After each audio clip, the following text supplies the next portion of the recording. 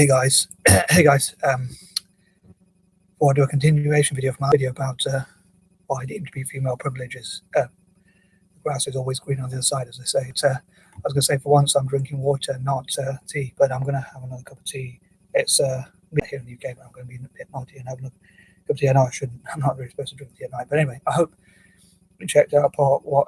Well, it wasn't really part one as such. It's just that video went on a bit long, so I thought I'd end it and a continuation video because I didn't want the video to be even longer.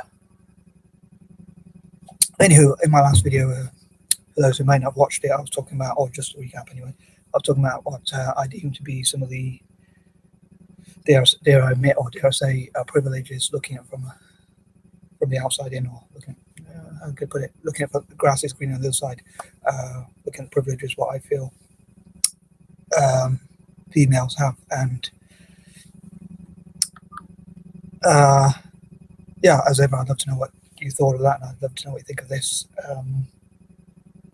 Yeah, I talked about how there's a lot of pressure on males to, especially young guys, to have jobs, careers, have your stuff, what we say, to put it politely, together. Some people put it, they use other terms, so I'm going to try not to swear. I know I did accidentally swear in my last video.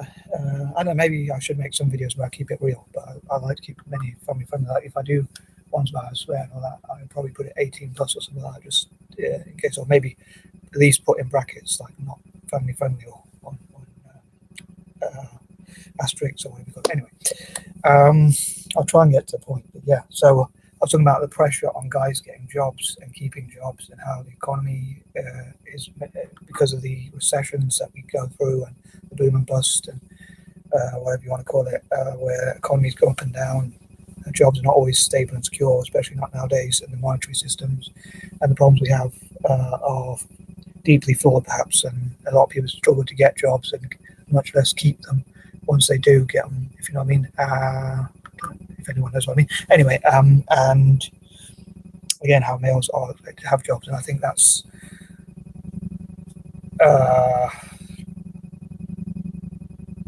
dare I say an advantage of what I see that female has, that they don't have the pressure quite as much as males, certainly, to have a job. Maybe for a lot of women it doesn't really matter if they have a job, maybe their families don't pressure them and they get the financial support and societal support and governmental support and things like that males might not get, and all that kind of thing. And also I know things maybe changed a bit, I don't know, but sorry, let me rephrase that.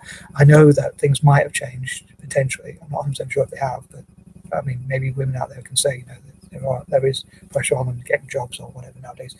But yeah, like getting a job, keeping a job, and also that I think relationships, or as I often call them, relationship, and replace a P for a T. And a lot of guys now apparently say the juice is not worth the squeeze. I've heard this term relatively recently, or maybe a year or so ago, maybe a couple of years ago. Anyway, and so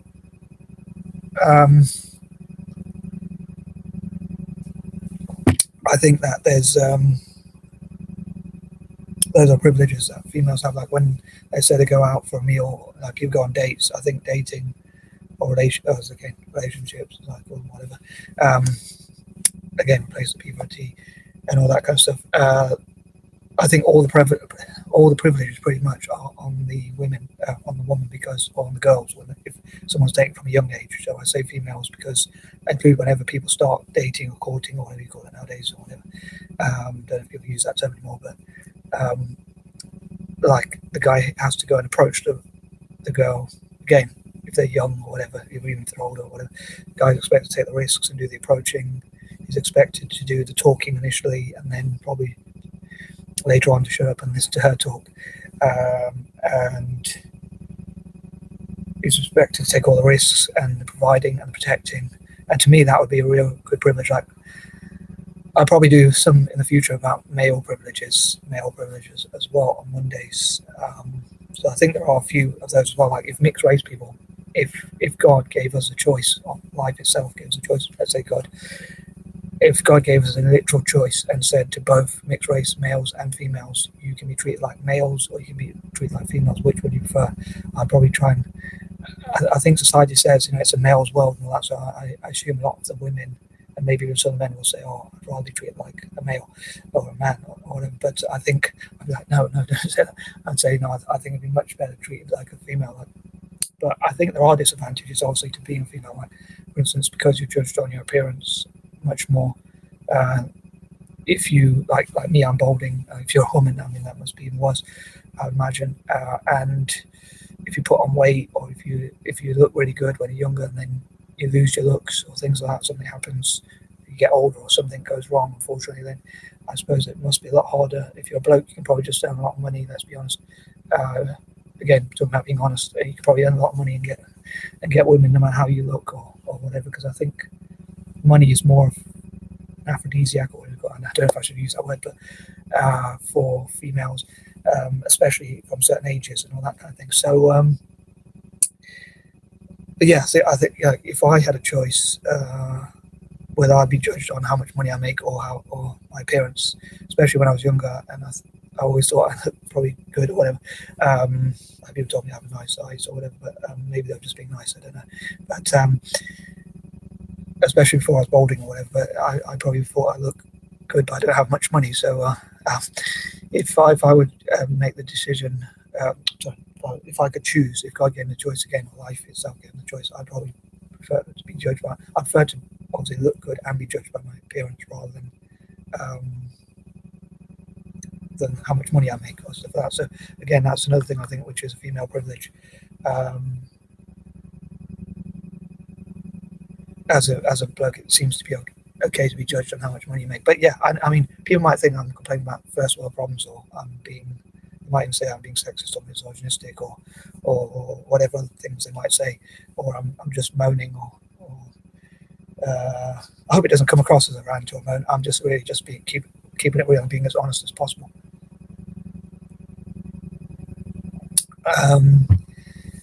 Yeah, so I think relationships, again, whatever I call them, are all for the benefit of females. Like, the guy has to do the approaching, do the talking, know when to talk, know when to be quiet, know what to say, know how to listen, know how to take the risks, be a protector, be a provider, and all those sorts of things.